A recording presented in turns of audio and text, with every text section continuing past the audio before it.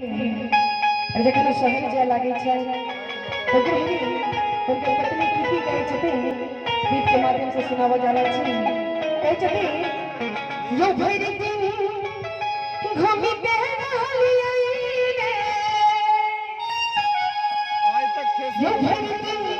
घूमी के रहलिए रे, आरा रे पिया दिन दिन छोड़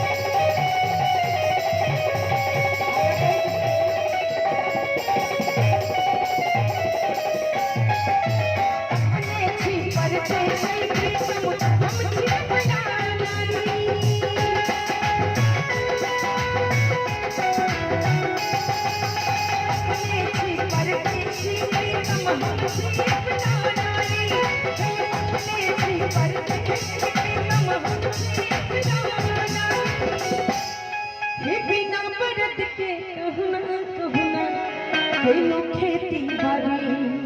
हे बिना बरद के खेती बाड़ी